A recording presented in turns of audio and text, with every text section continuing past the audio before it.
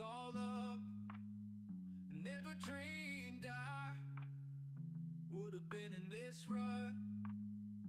Now I'm living it all. All right, we're back.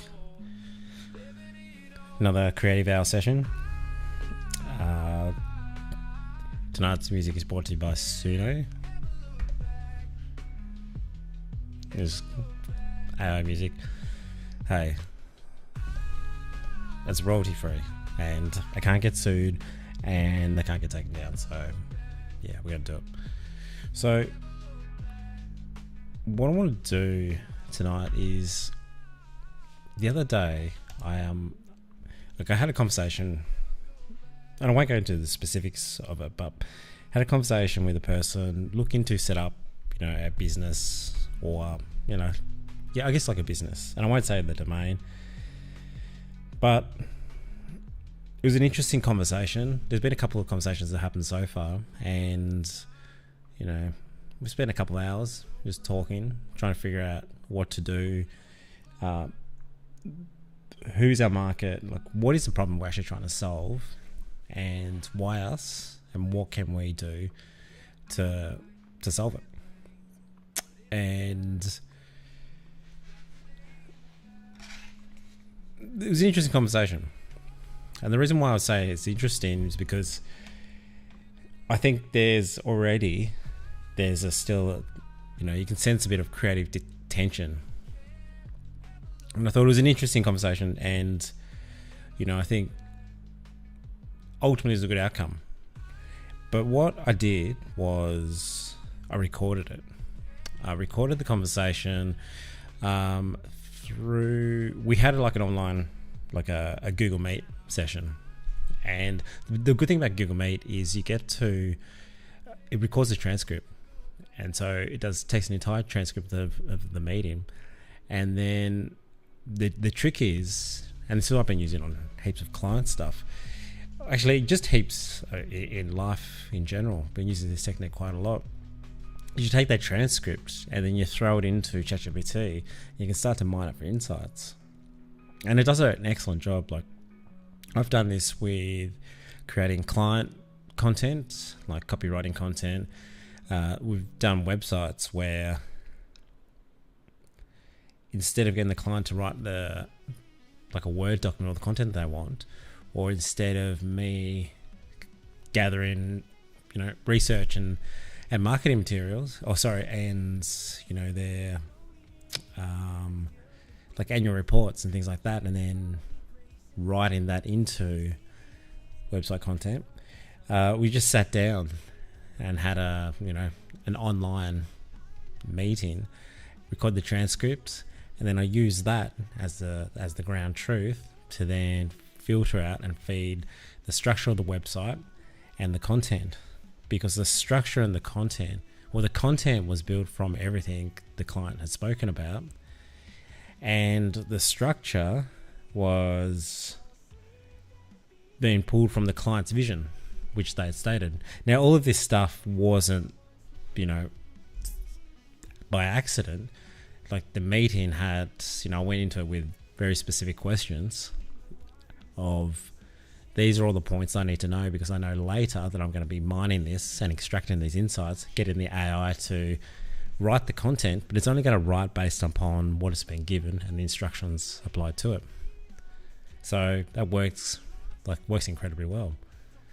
And so I thought with this meeting we had that day, it's like, I know what I'll do. I'll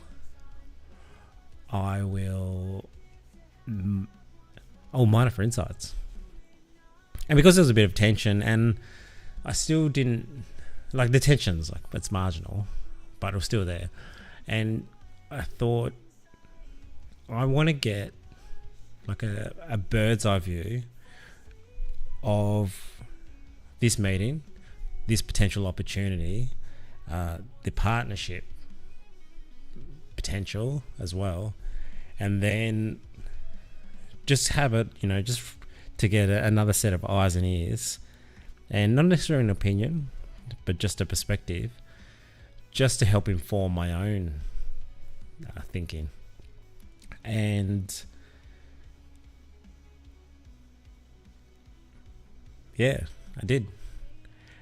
And I got it, and it worked really well. So I used ChatGPT just to say, let's break down, like, what is this product? Are there competing products? Tell me how they compete. How does this pair one to one? Because this ideation process came from this conversation that we're having. And so I was able to, mine that specifically out of the transcript. And the cool thing about ChatGPT, or even just the large language model in general, is it's not just pulling from that conversation and forming, a perspective around it. It's pulling from that as one side of it, but then its vast understanding of everything that's been trained on, it sort of pairs all of these, all these worlds together. And so you as the user, the operator, the designer, the creative, the curious person, you get to extract some really beautiful insights if you know how to do it. And I think it's all about the framework, the structure of the framework of how you asking these questions.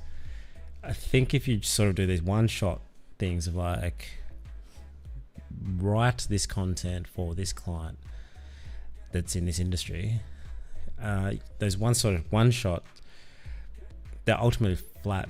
What I find, it's more of a formula. It's it's almost algebra in the way that you have to structure it together, because each time that you're asking these questions, you're actually taking a chunk of information and transforming and filtering it for the next I guess I'd say generation. And then so there's this there's this stacking process that has to happen, or sort of filtering down. And sometimes, most of the time, you have to know where you want to get to with it, because you can sort of filter down in this direction, but it might lead you to a totally different outcome. And it's very difficult to suddenly just go back up to this level, because what unfortunately, these language models is that they remember everything. So this line of thought that you're heading down, and you suddenly want to course correct and sort of go back, you can't really, because it remembers that chunk that you don't want as well. So this is why it's really good to sort of plan out where you want to get to with this stuff. So anyway, with this conversation we had the other day, hold on, I've just got the little child cam checking on my son who's sleeping. It's an interesting setup I've got here. Got cameras, screens, mixing boards, microphones, lights, and like a little baby monitor here as well. So it's a really sensory, like an extra sensory experience. That's cool. Just checking everything's still going. Yeah, that's pretty cool. Right. So where'd I get to? Excuse me. I've got a bit of I don't know, some sort of sickness happening. That thing you sort of catch from your kids. But it's all good. It's all good. So yeah, with this conversation, Mine It for Insights, and it did give me a bigger picture of what was happening. But what I noticed with ChatGPT, it's very default, very nicey nice, and really doesn't have an opinion. And you don't really necessarily want these things to have an opinion, but it's gonna favor pointing out good stuff and framing things in a positive light than it is in a realistic light. So when I said, create a psychological profile of both participants, me and this other person, and it sort of talked about our strengths and that, and how our values matched. And I was like, yeah, that's interesting, but ultimately that's not what I want. the bigger picture of what I want is, sorry,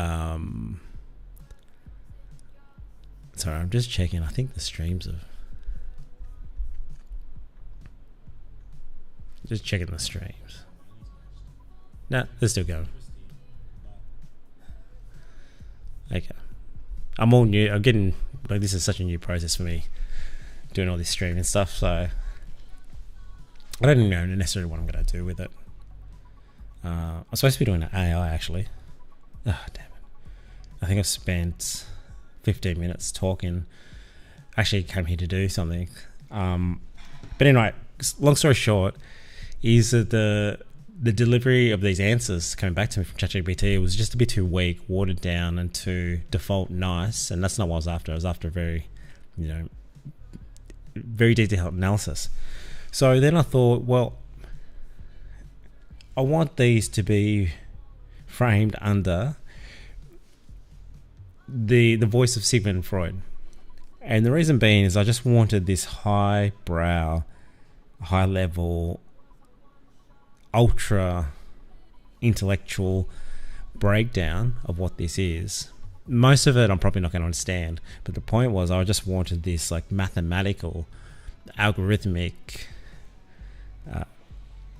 unpacking of this, so then I could actually see all the pieces laid out of this analysis, and then I could sort of pick a piece and say, okay, well, tell me more about that. And so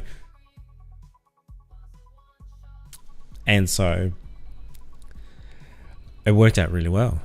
And under the lens of Sigmund Freud, I was like, wow, like this is incredible. So I do have an example.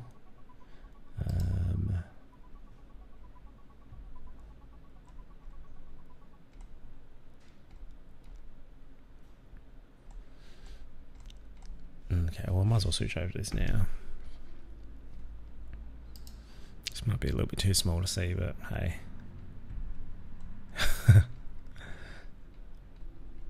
This is a long conversation.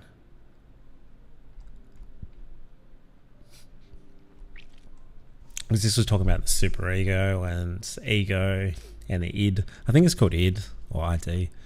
I don't know much about Freud other than it's fun to say, well, that's Freudian, which I do a lot, and I don't really know what it means when something's Freudian. But that sounds smart. So yeah, it brought all this stuff up, and then I was able to explore into it. It's like, because it gave an analysis of me, of, I let the superego be in total control of everything, which is really interesting when you think when you're talking about a creative person in creative roles. It's like this idea of this hyper analytical, detailed, and very structured thinking process, having this command over this creative explosion. You think, well, does that even make sense? And to me, I don't even know if it does make sense, but I think, well, where does this come from? And it comes from being inherently a creative person from when I was born, all the way, from childhood, adulthood. But then it is going from when you get to that later stage in life where you become an adult, or even probably before that, when the career sites, you sort of looking where to aim. That's and I chose commercial design, graphic design, advertising, and marketing.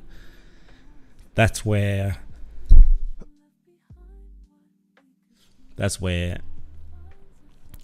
this lens starts to hone in, and which is absolutely important, because to just be creative without the execution, you're really just a dreamer, a thinker, and not a doer. But to be all a doer and to be hyper productive will always, in many cases, just will deliver on objectives, but the operations isn't the creative part, and the creative part isn't the operations. I've got a lot of friends who are hyper creative and really lousy in terms of reliability, punctuality, just having their shit together. And I've got other friends who are really good at being hyper vigilant in, detail oriented and very structured, very well put together, but ultimately very dull. Like, it's all execution and there's no kind of life.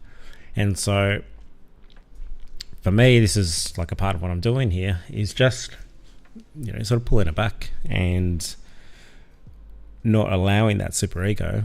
And I think I'm using the correct terminology for this, because I'm just using ChatGPT and what questions I've asked it. I think I'm analysing this in the right kind of way. And yeah, that's it. So, moral of the story is, framing, giving ChatGPT or giving AI a voice, a perspective. Freud was a really good one because there's so much resource and reference material that I assume has been pulled and trained into this. So it's really handy. I was thinking I might actually make now. Okay, I only got 20 minutes. I've spoken for 17 minutes. But I'm going to make a little bot.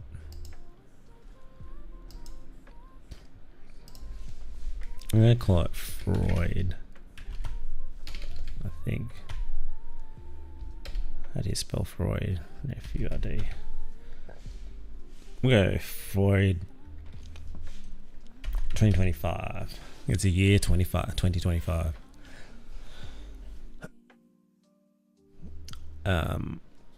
Yep.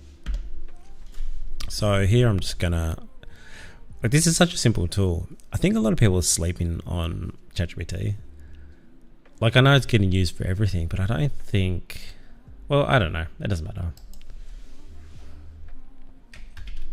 Sigmund Freud. Yeah, like I said, I don't know a lot about Freud. I did try read one of his books one day, but yeah, it's just, it was a lot. So I need to get, say you are Sigmund Freud.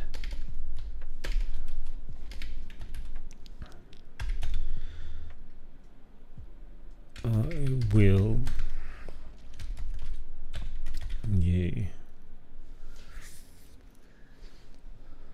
I think that's all I need to give you.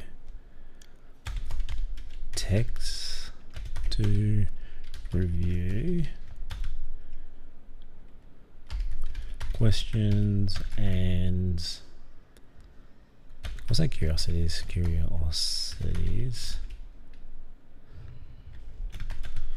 You will answer. You will provide detailed answers under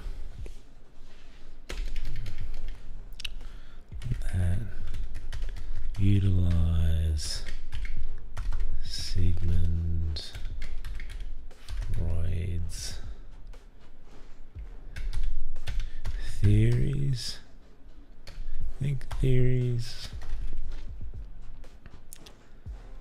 Theories, principles, and philosophies.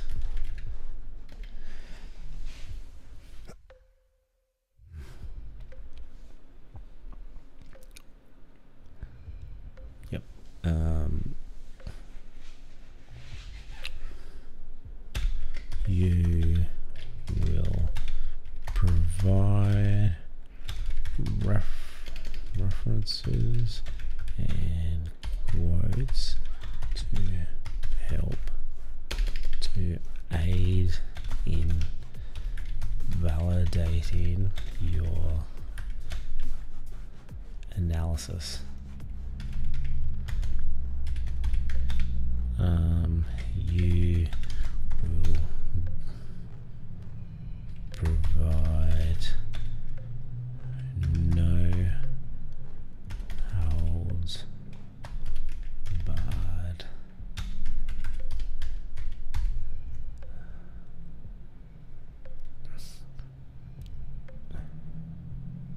that are unfiltered and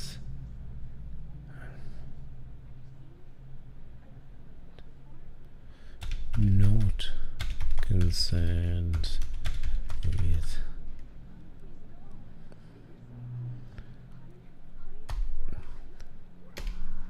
social norms being offensive. Alright, that sounds pretty cool. So I might create this for you 2025. Cool. Now I do have some text. Just trying to think where it is. I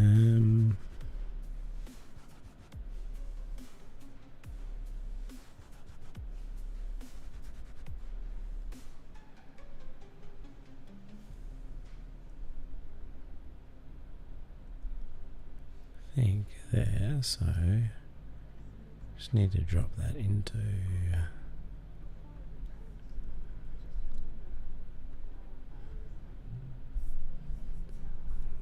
so I'm just transferring something from another computer.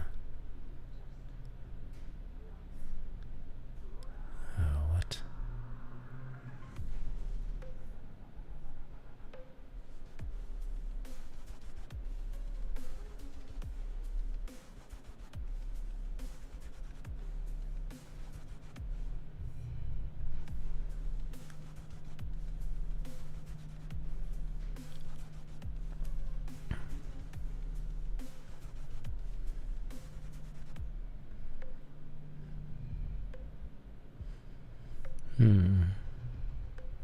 Yeah. So I'm working across a PC and a Mac. So it would be so handy if you could just, like, AirDrop would just work with everything. But it doesn't. So anyway.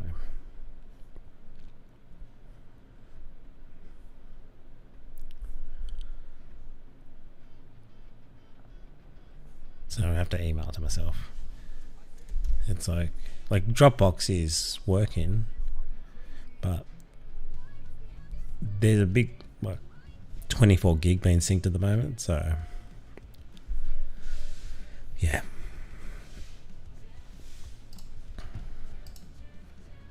So we can listen to this AI music. It really does suck. Like, in terms of what it's capable of doing, like, that's cool, but in terms of the music, like, it sucks.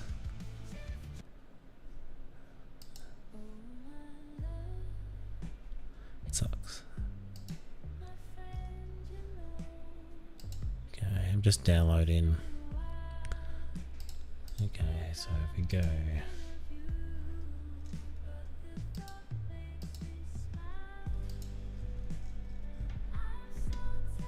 So what I'm going to do is just going to attach a file here, upload to my computer, year in review.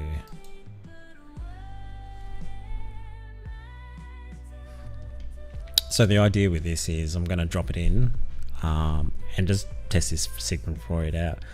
Oh, the reason why I think this Sigmund Freud is quite interesting, like with AI, is that I had the conversation with this person today over the phone, and like some of the advice, well, not advice, but some of the analysis that I had made of him when I ran this the other day and read through it is this person's looking for stability.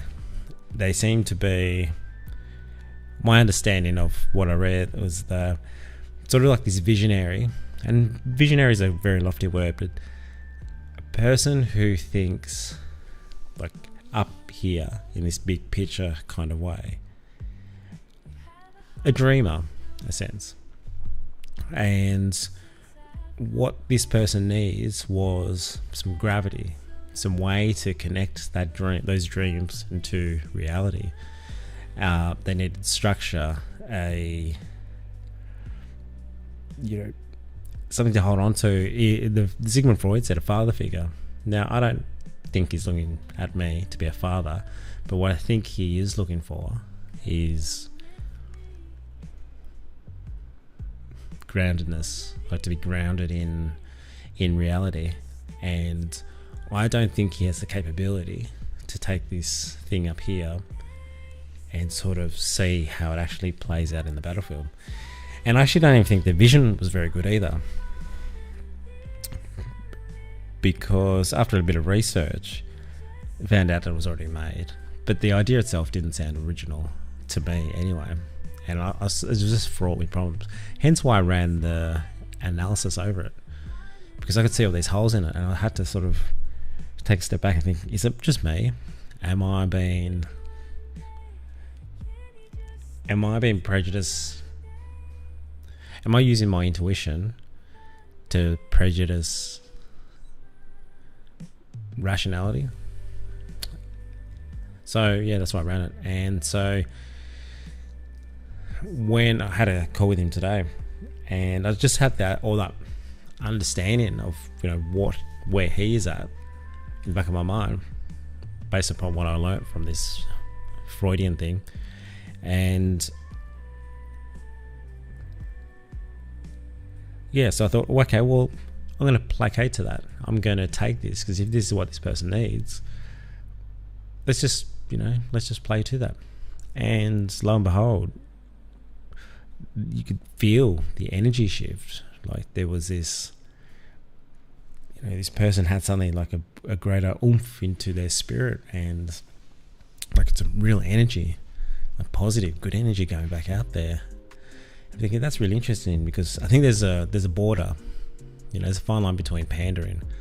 You don't want to just pander to somebody because they're emotionally needy, or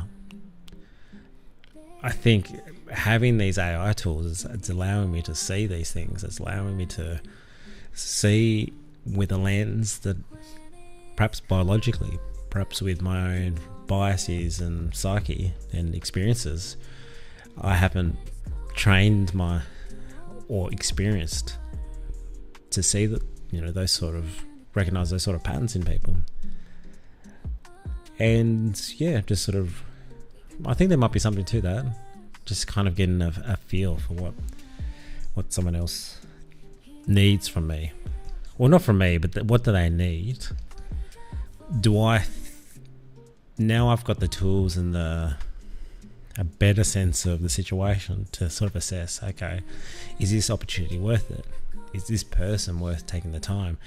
Is what they're feeling, is that more of a liability? Is the brilliance that they have, do they just need a counterbalance to that? Do I provide that counterbalance? What is the counterbalance actually required to do that? What is it in my skill sets that will help to give that weight? And then finally, is that something I actually want to do? Like, am I actually interested in, is there any chemistry with me and this other person? Do we resonate? So like, is that relationship, that working relationship, or that partnership, is it even worth all this analysis? But these are all the things you can sort of take into it. And I sort of discovered this just out of need. So let's kick back into it, and before we head off, because got to get up, got big travel tomorrow. But so I did this, like, my missus and I, we do a year in review, and we usually go through like 25 questions every year, and then we just sort of answer the questions. and like we just write it in on a PDF and save it and never look at it or review it again. We did it differently this year. We decided to record it. We decided to record the video of us doing it and talking, and then, you know, using the trick to record the transcript, which we can not just mine it for insights, but we can also use it to take those 25 questions, use that big sort of pot of information we had in our conversation, and then write the answers for us. So we don't have to answer all the 25. We use them as prompts to go through and talk about them. Then we get the AI to actually just extract out all those meaningful parts that actually fit into those answers. Then we can take that bit of paper and, like, it's a very succinct, summarized version of the entire 2-hour conversation that we had.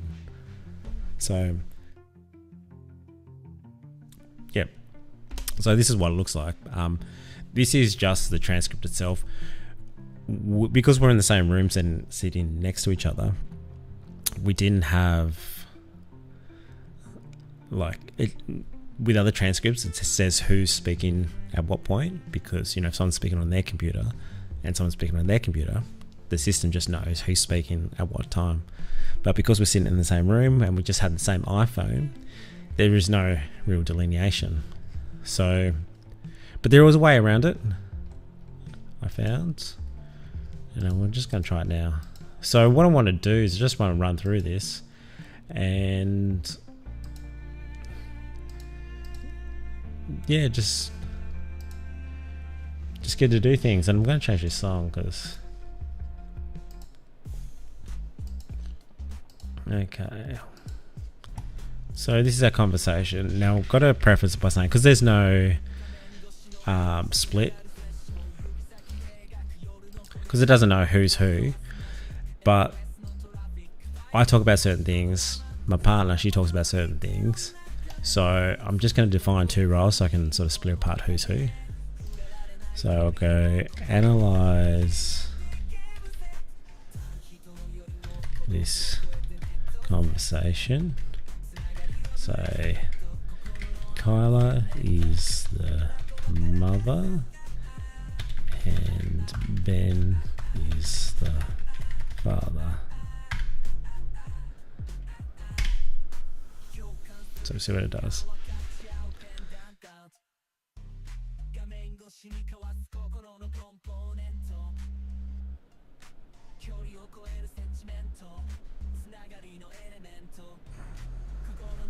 Oh, that's what the ego means. Instinctual desires. Ah, so this is already breaking it down as under the Freudian lens.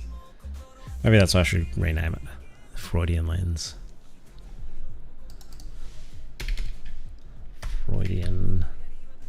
Freudian slip.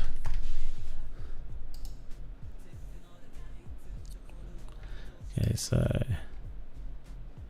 no, it stopped at the analysis, I think. Oh, well, we'll just quickly read through it there. So, through a Freudian lens, we can... So, both Kyla and Ben are focused on balancing practical needs such as career, home management, blah, blah.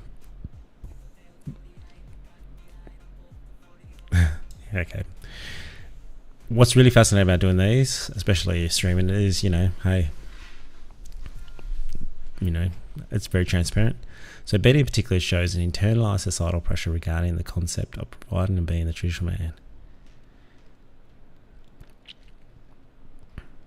I feel that the masculinity of my being around here is going to start to sort of diminish in your eyes. This illustrates how superego influenced by social conditioning applies guilt and anxiety, causing a sense of inadequacy, where Ben diverges from his idealized ideal. Alright.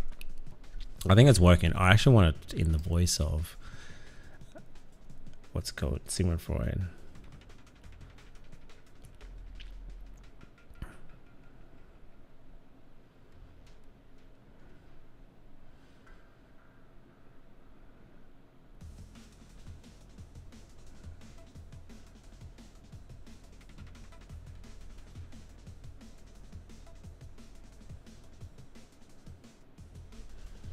Okay,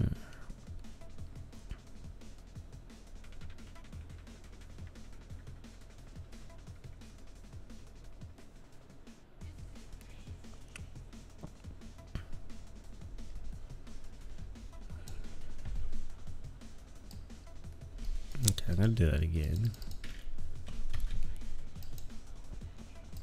Shamat.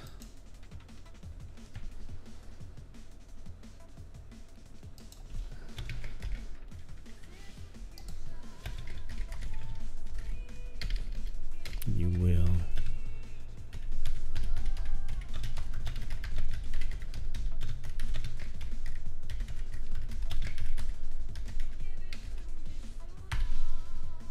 Okay.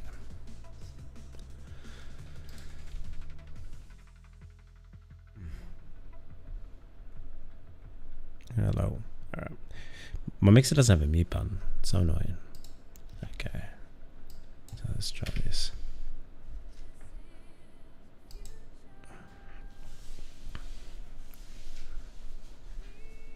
Yeah, I've got to provide the conversation.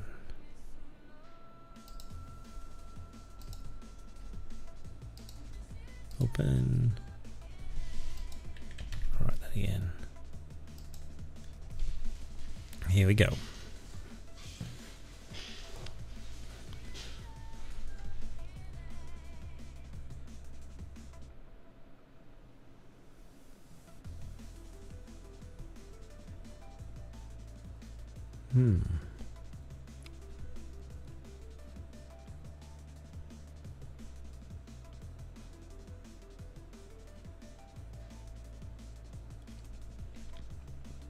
So it's really handy in here because it really does give you a good, well, I think at least, a very good breakdown. Here's an example. Carla's reflection on her role as a mother and her growing confidence illustrates a working through process whereby she resolves past insecurities. In contrast, Ben's introspection reveals a struggle with his ego ideal, his internalized image of what it means to be a good father and provider. Ben expresses anxiety about not fulfilling traditional masculine expectations, such as being a financial provider, which Freud would describe as the pressure of the superego, the internalized moral compass shaped by societal norms. He worries that failing to meet these ideals may diminish his value in Carla's eyes, though she reassures him that his worth transcends financial contributions. Freud's theories on gender roles suggest that Ben's anxiety reflects a fear of symbolic castration, the loss of perceived power or authority within the family. However, Carla challenges this out-of-date framework, which reveals the evolving dynamic of the partnership. Defense mechanisms. Kyle and Ben employ defense mechanisms to cope with their stress. Ben explains his constant need to do something as a way to justify his actions and mask feelings of inadequacy. Kyla's sublimation. Kyla channels her anxiety into productive activities such as Pilates and parenting, transforming internal tension into socially valued accomplishments. So that's really good in that respect. The anxiety that Kyla feels, so she's putting it, channeling that energy into something productive, which is exactly what it seems like the healthy thing to do. It is a healthy thing to do. Whereas it seems like I'm still masking and these feelings of inadequacy. And I think that's where the creative block is coming from. So like when I talk about like doing this 1 hour a day, it's about being creative.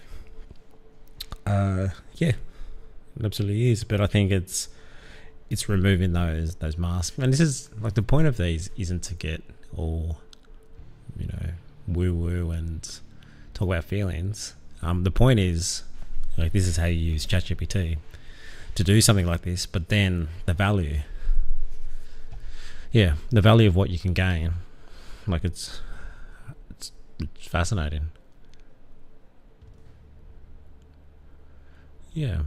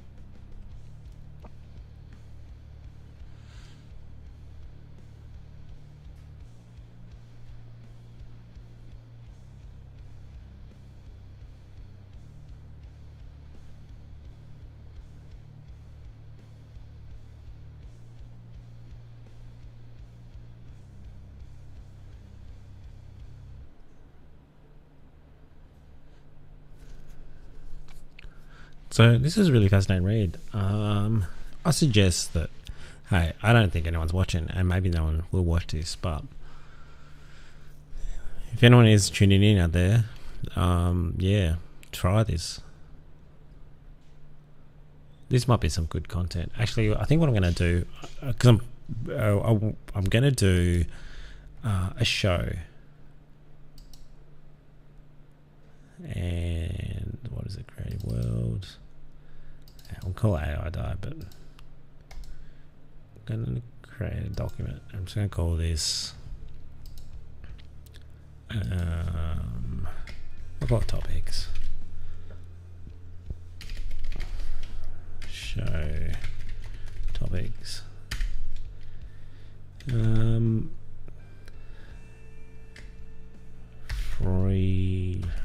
Freudian GPT self analysis. So like tool. I might give it a tool to have a therapy session with Sigmund Freud. So the idea behind this creative world stuff, creative hour, is like every night, or as much as I can really, come out here and just play around, see what happens. But then to also do a weekly show that has topics, and I don't think it'll go for, I might go for an hour. And then what I'm going to do with that weekly show is, instead of editing it, I'm going to do it live. Like I'm going to live stream it, but I'm actually going to live switch it. So any videos that need to be played, any transitions, everything, it's all going to be done live. Reason being is I don't really have time to edit, and I'm actually really not liking the YouTube style of editing where there's like these jump clips and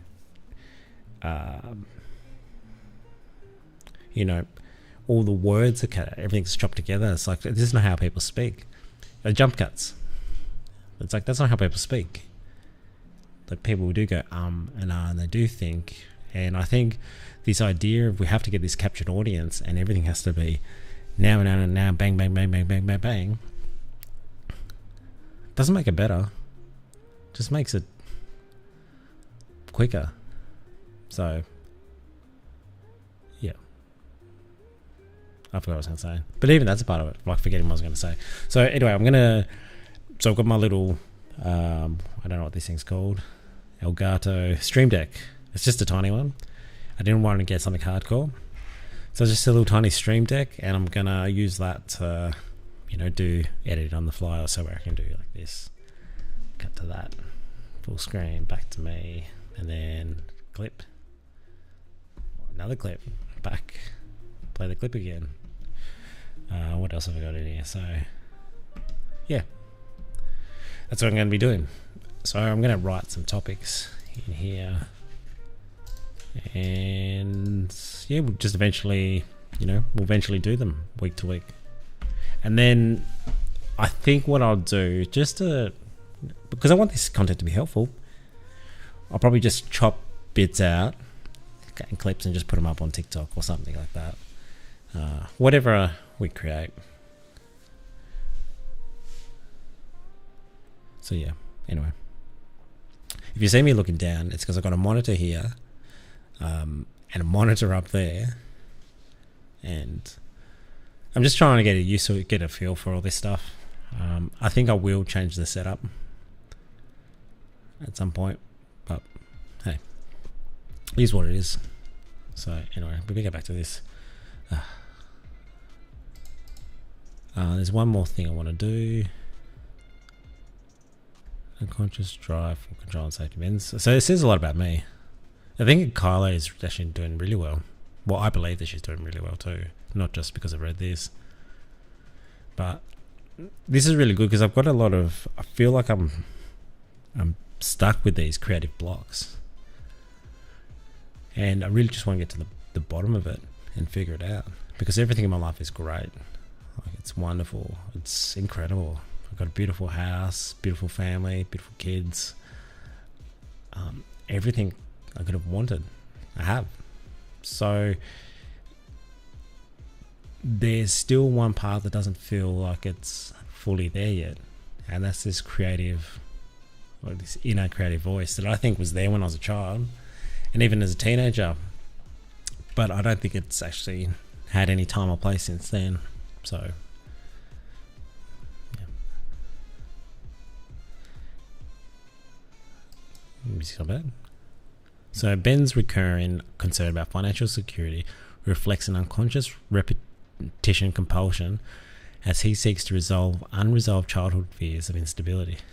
Similarly, his fear of losing control manifests in his fixation on completing tasks and providing materially, reflecting a symbolic attempt to protect the nest. Carla's reassurances counteract with this compulsion by emphasizing emotional security over material success. So that sounds like I have unresolved childhood fears of instability, and that could be from my background. You know, parents were divorced when I was young. I was adopted as a kid, so, and yeah, also been divorced. So I guess that instability is, you know, it's been a constant. It's not, you know, something that I'm blaming or, you know, looking to put upon anybody. It is what it is. Well, it's interesting to see it in here, written just from a prompt.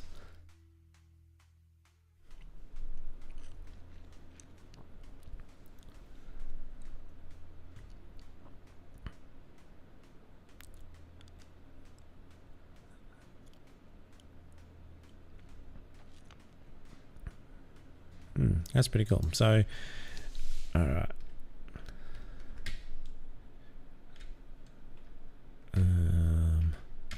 Give me an analysis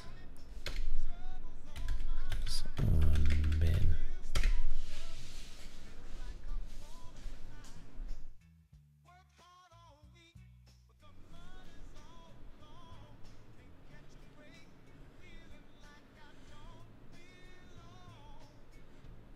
And so the cool thing about these conversations that you have is you can drive even further into it. So, you know, and, you know, if there's anything I'm unsure of, like, let's say I don't know much about the superego, as is mentioned here, you can just go in and ask like detailed things, and then you sort of ask that question back into the loop again and say, well, what does this mean, the superego, compared to that? Which is incredible. Like, this is a therapy session, and I think once, like, there's this idea that therapy has this therapeutic responsibility, a clinical responsibility, I should say, that, you know, and that requires a human judgment. Because what happens if someone's on the edge? What is a responsibility? Is there a responsibility the machine and the software developers have to have? Like, do they have a responsibility over the health and safety of someone, or should we put our, you know, our mental health into outsource it to a computer?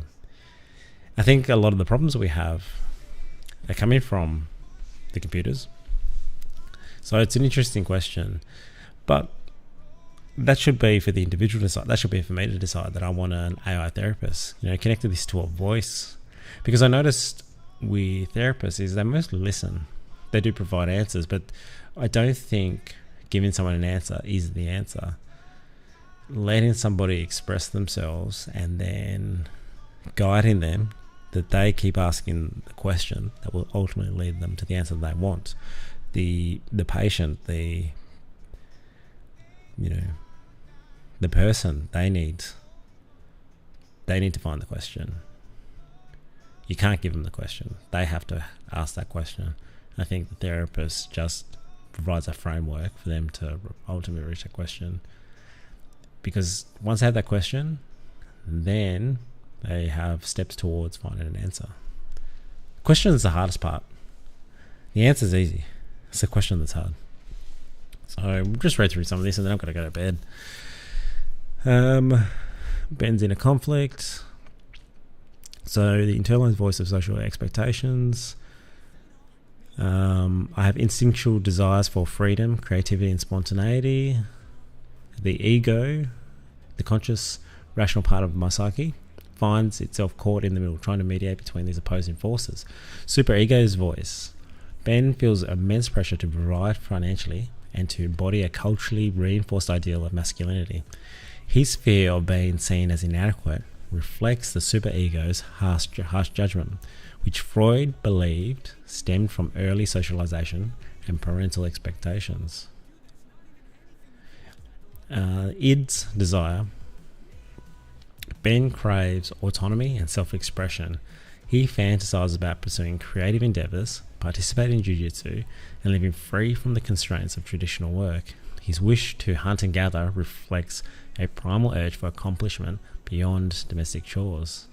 Ben's exhaustion and agitation arise from this unresolved tension between duty and desire, between responsibility and spontaneity.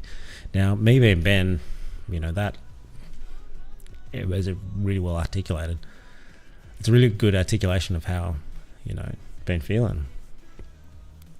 And I think it's like the social media has really made this hard, because you constantly like flicking through these shorts or these reels, and you see all these successful people, successful males, especially through my lens. And yeah, there's that thing that you're constantly comparing, contrasting, and reflecting, and then not measuring on those scales. And then ultimately you just feel, depleted, but also, inadequate. But this is a good point that Colin brought up. Inadequate by whose measure? Because by her measure, that's not what she wants. So it's this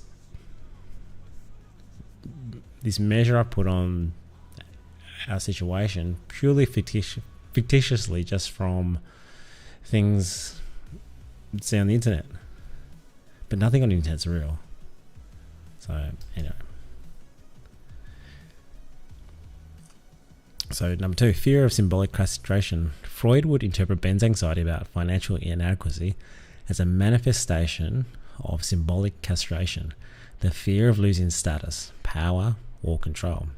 For Ben, his perceived failure to fulfill the provider role threatens his identity as a capable, desirable man. He projects these fears onto his relationship with Carla, fearing that she may lose respect or attraction for him if he fails to embody this masculine archetype. Despite Carla's reassurances, Ben remains trapped in the narrative that his value is tied to economic contribution rather than emotional presence or shared parenting. And, that's really good. Sorry, I just brought that up then. That's good. Yeah. She says that. And I guess you just got to trust it. I've actually got the conversation recorded, so it would actually be funny to analyze it. Maybe I should. Anyway, I think that's a private conversation, but maybe there's other ways of doing this in the future. But anyway, I'm happy to share this stuff because I don't think anyone's watching, and it doesn't even matter if anyone's watching. The cool part about this, I've said this in a couple of videos, that my kids could be watching this 20 years from now. My grandkids could be watching 30 years from now. So, hey, hello if you're watching. I could be watching this in 50 years from now. That would be weird. But that'd be so cool, though, to see like the 39-year-old version of me having a conversation with the, let's say the 90-year-old version of me.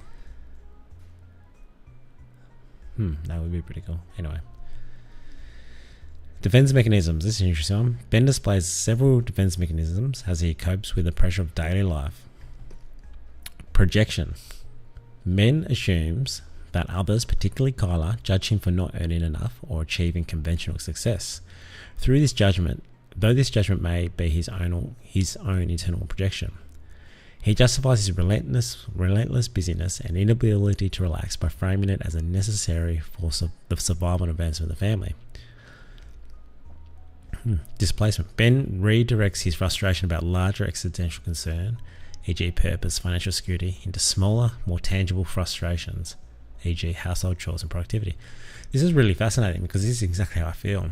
Like when I'm washing the dishes, cleaning the kitchen, that's not the issue. I feel this frustration. It's like I'm not out there kicking ass and bringing us millions and millions of dollars. And it's really interesting that I don't think in the conversation we explicitly said that. We didn't explicitly talk about this, but it's made its own, summation of under the lens of, under that Freudian lens. And yeah, that's true. I do feel Ben redirects his frustration about larger existential concerns, purpose, financial security, into his smaller, more tangible frustrations. And that's true. Like, that's why I feel so tense when I'm doing these things, and this, not anger, but agitation. These defenses shield Ben from confronting the deeper fears underlying his outward behaviours, such as fear of failure or insignificance. And so, yeah, that's why I'm doing this now. It's like, I know no one's watching, and that's fine. It's fine for now. But there is a fear that hey, what happens if no one ever watches? And then sort of walking back into the house, and I said, yep, I recorded another show this week. And how many views did you get?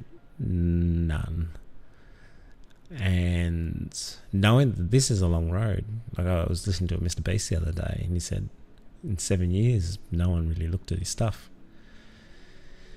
So, but then, like they say, you can't do it just for views. You can't do it just for clicks. You can't do it just for money. You have to do it because it's something that you have to do. And if someone watches, or if someone finds value in that, then that's just a bonus. But you have to do it because you have to do it. And that's why I'm here at 12:30, psychoanalyzing myself using ChatGPT.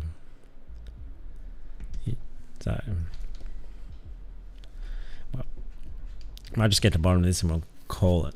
But interesting. Actually, I might do Kyla, because I won't read through it all, but I might just quickly check it over because it can be helpful.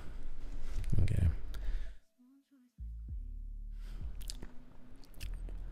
Ben's psyche appears to be locked in a struggle between Eros, the life drive, and Thanatos, the death drive. Eros. Ben speaks with hope about building a life of freedom, creating meaningful projects, and being fully present for his family. His commitment to parenting, his desire to support Kyla, and his wish to bring things back to the nest are all expressions of Eros. Yeah. You can definitely feel that, like that constructive, positive energy. Thanatos. Ben's burnout, compulsive need to achieve, and self-sabotaging thoughts, e.g., fearing that he's a failure despite clear successes, suggest an unconscious pull towards self-destruction. His admission that he fabricates stress to feel useful indicates a deeper attachment to chaos as a familiar, albeit harmful, source of meaning. So that's really interesting too. The fabricating stress. I wouldn't say I do it to feel useful, but maybe I do. I fabricate this stress because it gives me like a purpose or a drive to do something, a necessity to get something done. Like, if I don't get this done now, then it's going to be chaos, blah, blah, blah. And, it probably won't be. I don't think anything will be that bad, really, if you don't get it done on time. So it's been interesting. Like, I've always been very fastidious about keeping the house tidy as much as you can with kids. And in the last day and a half, I just kind of let go. It's tidy enough. So yeah, there's stuff on the floor. Yeah, there's a patch that could be clean. Yeah, there's a surface that isn't quite wiped down. But to not be burdened with stress, and it's not really a stress. Like the tasks themselves aren't stressful, but as I said earlier, it's the sublimating all of that frustration I have in all these other big ticket areas, and then sort of putting that frustration into, doing these chores. That's the problem. The chores are easy. You just got to do it. It's not rocket science to wipe a bench, but it's the drivers underneath. That's the problem. Like, I shouldn't feel frustrated or angry or agitated, doing washing up or cooking dinner. So, very interesting.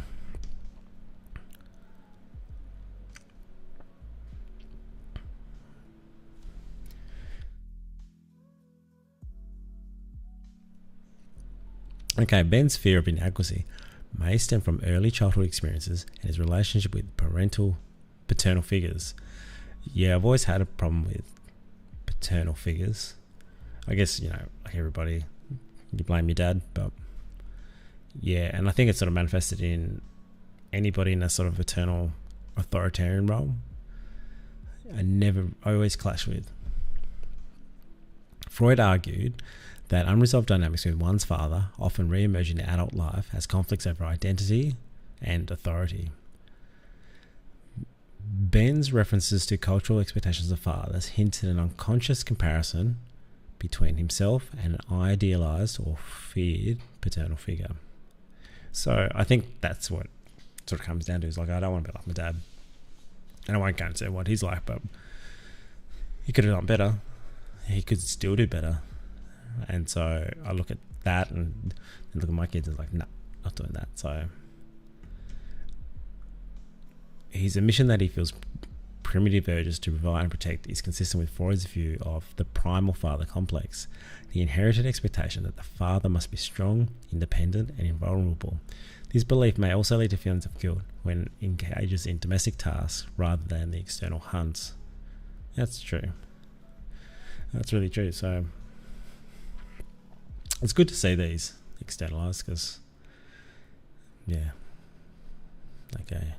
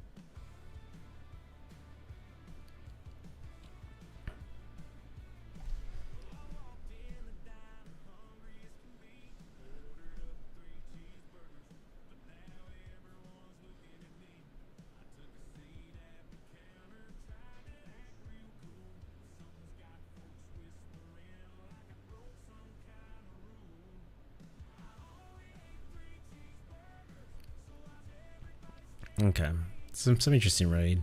I don't expect you to read through this with me, but yeah,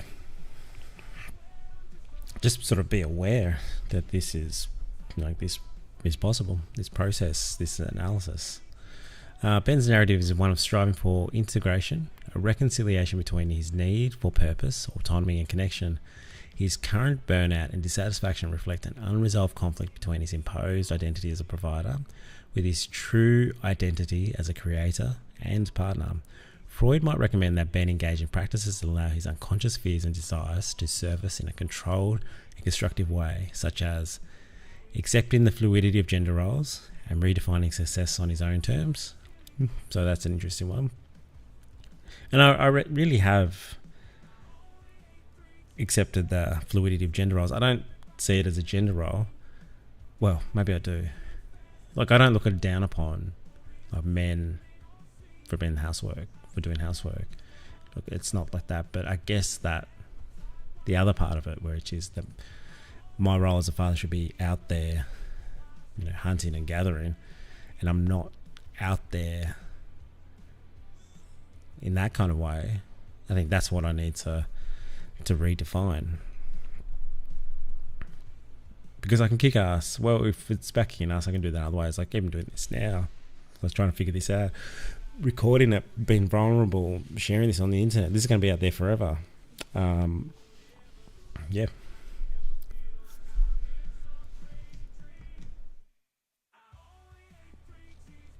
Allowing himself moments of play and spontaneity to reconnect with his instincts, akin to his jiu-jitsu metaphor of flow. So that's a good one. Every year we give Carla and I, we give ourselves and our family sort of a theme for the year. We've had some really good themes and they've all come true. Like, where we set that as the agenda and the motivation. And so this year we're going under the word play and playfulness, because what I love about play is it's not the same as relaxing. However, still enjoyable. So play, it's not, play still requires work. It still requires challenges, opportunities, risks. But what it also brings is fun and, lightness. When I do jiu-jitsu, I move so much better when I'm laughing. If I'm laughing, my subs are better, my moves are better. There's just such a flow and it's so easy. And it feels great. When I'm really angry or someone's knocked me in the face, I get pissed off and I want to just go 100% get them back. It's always slow, much slower, and use up so much energy unnecessarily. Whereas when you're flowing, it's just like it's coming from a different part of the brain. And it absolutely is. So, exploring his early relationships with authority figures to better understand the origin of his internalized expectations. So, yeah, I can work on that. Ultimately, Ben's journey is one of self-acceptance, recognizing that his worth is not contingent on external achievement, but rather on the depth of his presence, creativity, and connection with his family. So that's really interesting. I'll read that again. Ultimately, Ben's journey is one of self-acceptance, recognizing that his worth is not contingent on external achievement, but rather on the depth of his presence, creativity, and connection with his family. So that's it. That's the measure. So self-acceptance. Yeah. Okay. Next one we're going to do is, we'll do Kyla quickly. I probably won't bring this one up on screen because, out of respect for her, she didn't ask for it to be psychoanalyzed on the internet. Okay. But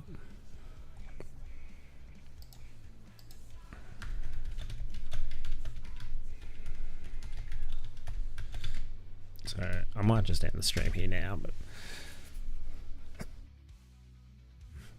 it's doing the analysis for me now. I think this is really good.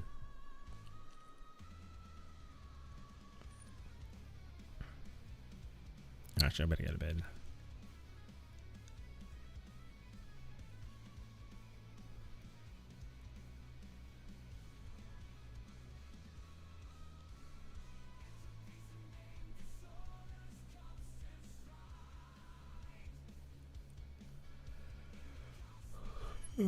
All right. That's it for tonight. It's been great. It's late. I'm gonna go to bed. Gotta get up very soon. Gotta do some driving. Anyway, thank you for joining me for another creative hour. I think I'm gonna start the creative. What is it? I'll start the creative hour. Whatever the creative show I come up with, the weekly show. I'm gonna start that next week. So over the course of these live streams, I'm probably going to be sort of writing and sort of figuring out content to include, and yeah, it's trying to cut together something. And yeah, so there should be 52 in a year, 52 shows per year. We'll see how it goes. All of this is just about creative freedom and just letting go. So thank you for joining me. This has been another Creative Hour, and I'll see you for the next one. Bye.